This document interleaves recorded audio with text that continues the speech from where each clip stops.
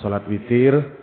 Tema yang diamanahkan kepada saya malam hari ini adalah menjadi insan mulia. Tema ini luas sekali, Pak. Ya. Mau dilihat dari sudut pandang apa kemuliaan itu. Saya ada kitab judulnya Mausu'atu min Akhlaqi Rasulillah, itu 3 jilid tebel. Nah, itu kalau dibahas sekarang besok subuh selesai. Gimana? Setuju? Sampean enak, saya yang berdiri ini ya.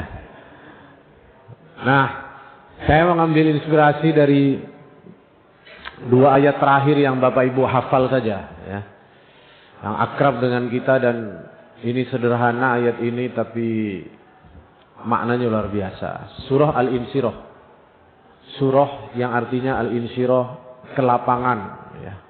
4 ayat pertama itu adalah pujian Allah kepada Rasulullah SAW, khusus untuk Rasul. Alam nasrah laka sadrak, bukankah aku telah lapangkan dadamu, itu maksudnya adalah Rasulullah SAW. Wada'na anka wizrak alladhi anqadha dhahrak wa rafa'na laka dzikrak. Aku angkat kedudukanmu, sebutanmu di hadapan para malaikat dan di hadapan makhluk-makhluk orang-orang yang lain.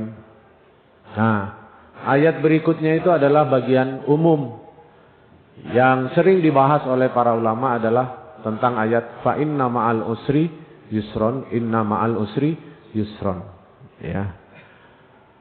Di situ kita bahas ini sebentar, tapi saya bukan bahas yang ini, tapi untuk murojaah barangkali Bapak Ibu pernah dengar ceramah ini, mengingat ulang ya. Kalimat fa inna ma'al usri yusron, al usri itu isim ma'rifat, yusron isim nakirah ya. Kalau ada isim ma'rifat itu isim yang jelas kekhususannya untuk siapa. Kalau Allah menyebut al-usri, masalah ya, kesulitan, maka kesulitannya itu spesifik. Nah, kalau yusron tidak ada alnya, itu kemudahan, maka kemudahan itu yang dimaksud adalah kemudahan yang sifatnya lebih luas. Maka kalau isim ma'rifat disebut 2 kali, inna ma'al usri, fa inna ma'al usri, inna ma'al usri, itu yang dituju kesulitan yang dimaksud objeknya sama. Misalkan ban bocor, maka ayat itu kalau bahas ban bocor, sesungguhnya dalam ban bocor dan dalam ban bocor, nah itu ya. Jadi dua-duanya tetap membahas kesulitan yang sama. Tapi yusron itu tidak pakai al, ya kan? Itu kalau dalam kaidah kebahasan, kalau disebut 2 kali, maka kemudahan yang dimaksud itu bisa berbeda-beda. Nah, kalau kita praktekkan dalam kasus ban bocor misalkan Pak ya, maka seakan-akan ayat itu berkata, sesungguhnya dalam ban bocor itu ada kemudahan, nemu tukang tembel. Sesungguhnya dalam ban bocor itu ada kemudahan, bukan nemu ban tembel lagi, nemu mantu dari ban tembel, nemu proyek dari ban tembel, begitu. Jadi maka kata Sayyidina Umar, dalam setiap satu sulit ada berapa kemudahan? 2 kemudahan. Itu makna fa inna ma'al usri yusron itu Pak. Jadi kalau jenengan dapat musibah, ujian, yang akan datang itu 2. Yakin? Oke. Nah, saya tidak bahas ini. Saya bahas yang jarang dibahas, yaitu ayat selanjutnya. Faiza, tentang, karena judulnya menjadi insan mulia. Bagi saya, salah satu menjadi insan mulia itu adalah menjadi manusia yang tidak gelembosi, kelewes, kelemar-kelemar itu. Ya. Dan dalam ayat itu menegaskan kita untuk tidak menjadi insan yang gelembosi itu. Faiza faraghta fansob wa ila rabbika farghab. 2 ayat itu dahsyat Pak. Terjemahnya faiza faraghta, kalau kamu sudah selesai, fansob, maka berdirilah. Ahli tafsir beda pendapat. Ada yang memaknai kalau habis sholat langsung berdiri. Maksudnya bukan langsung berdiri, habis sholat, zikir, langsung berdiri. Ojo nang konot tok terus saya. Keluar dari tempat sholat. Sama persis dengan surah Al-Jumu'ah, ya. Fa idza qudiyatis sholatu fantasiru fil ard. Kalau sudah selesai sholat Jumat, ojo leyeh-leyeh nang masjid, gak mulai-mulai sampai asar sampai maghrib.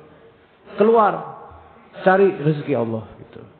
Nah, sama dengan ayat ini menurut ulama, kalau sudah selesai sholat geser. Nah, ahli tafsir yang lain menyatakan sebaliknya.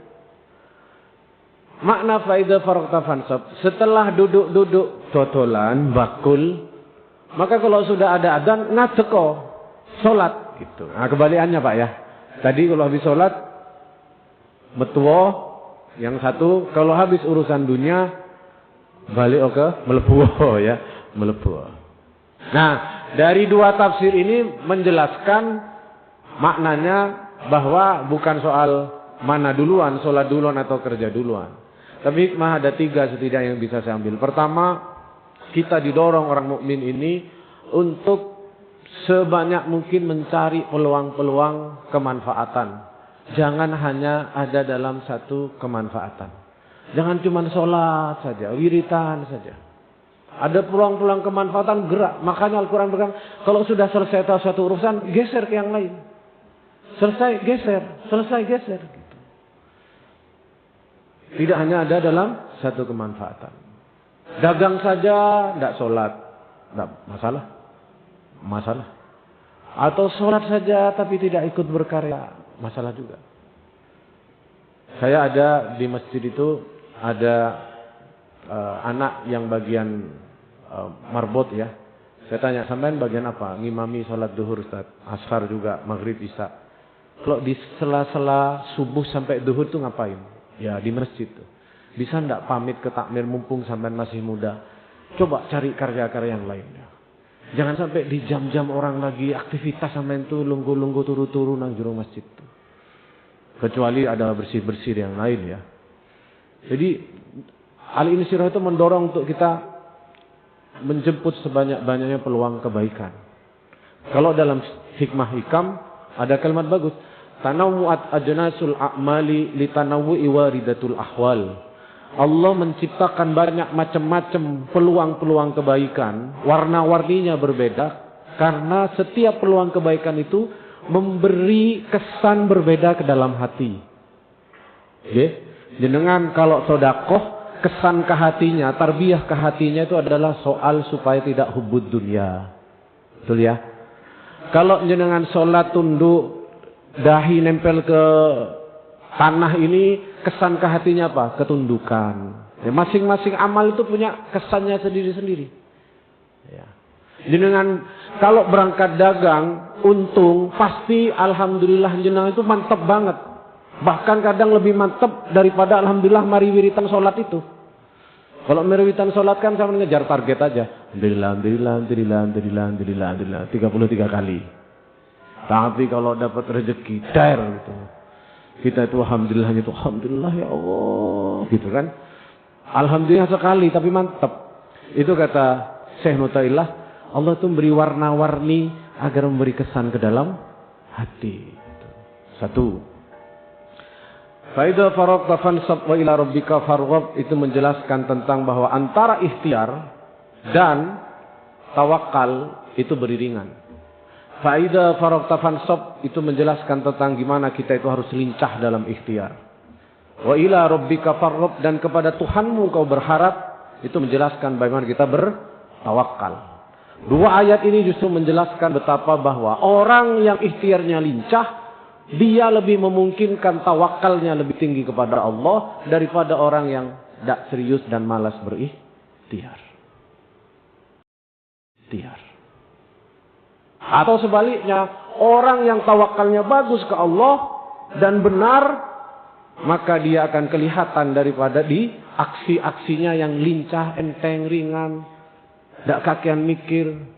Ada berita resesi ini, terus pikiran si opo, yopo tok gak gerak-gerak. Ya gak oleh. Nah, ikhtiar dan tawakal beriringan. Contohnya, Allah kalau ngasih contoh itu Pak, bikin kita malu ya. Bikin kita malu. Contoh soal ikhtiar dan tawakal itu yang fenomenal adalah Ibunda Hajar. Ya. ketika ditinggal oleh Nabiullah Ibrahim bersama putranya siapa? Ismail. Kata Ibunda Hajar, "Mas, apa sampean ninggalno aku karo anake sampean nang kene dhewean, gak ono sapa-sapa nang kene?" Kata Nabi Ibrahim, "Naam, betul, Dek." Apa ucapan Ibunda Hajar? "Idzal la yudayyi'una." Kalau begitu Allah tidak akan mencampakkan saya, tidak akan membiarkan saya. Dari kalimat ini mungkin kita akan menebak beliau akan bertawakal, ya wis lah, wong disuruh Allah, pasti Allah menjaga saya. Tapi ternyata kan kisah selanjutnya itu kan tidak begitu ya Pak ya. Kisah selanjutnya beliau itu secara dohir kayak orang itu tidak percaya ke Allah dari ikhtiarnya itu. Sofa Marwa, Sofa Marwa. Sampai perilaku Sofa Marwa beliau itu yang diambil oleh Allah, diabadikan oleh Allah lah kata sa'yunnya.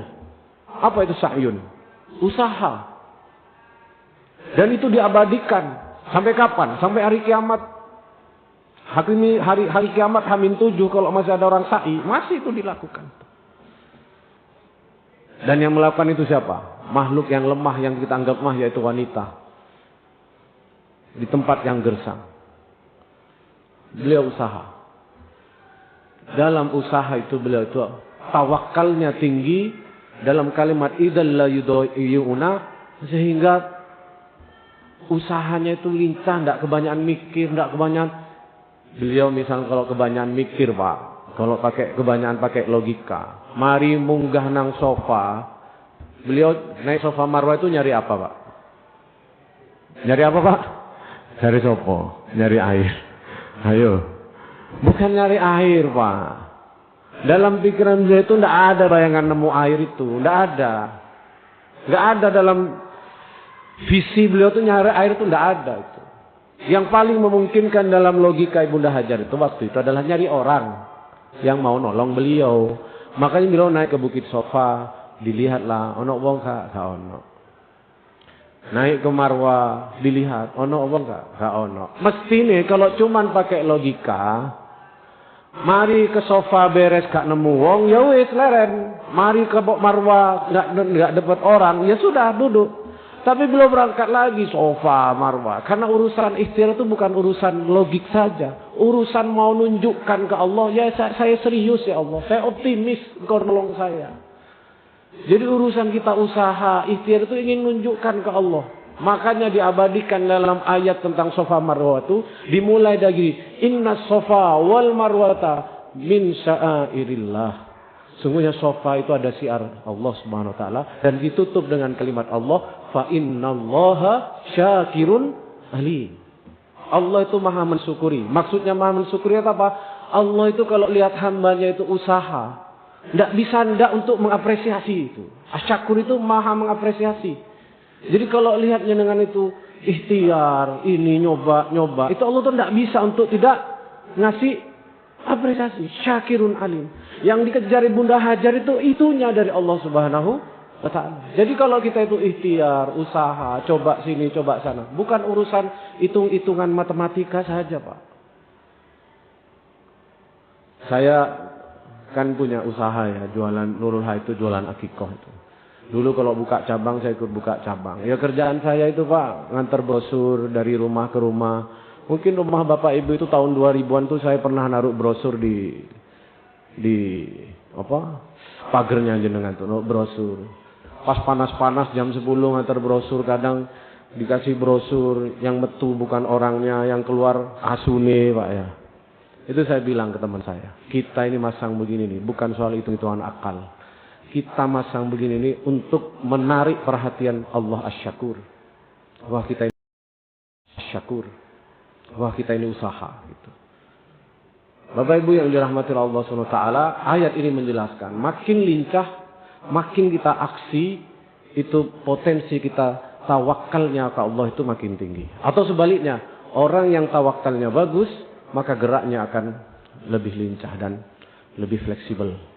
Yang terakhir, yang ketiga, teori sebaliknya. Jadi kalau ada orang yang banyak mengeluh, banyak pertimbangan, ya, gak iso iki, gak iso iki, jamanes koyok ngene iki, Ini banyak sambat, menyalahkan orang, menyalahkan situasi. Hati-hati, hati-hati. Selain potensi kita dapat peluang kebaikan dan kemanfaatan, yang berat sebenarnya kita itu kurang tawakal kepada Allah. Dan itu urusan akidah. Mudah-mudahan menjadi pelajaran bagi kita semua. Insan mulia, insan yang sat-sat, wat-wat, yang gas terus ya Pak ya. Assalamualaikum warahmatullahi wabarakatuh.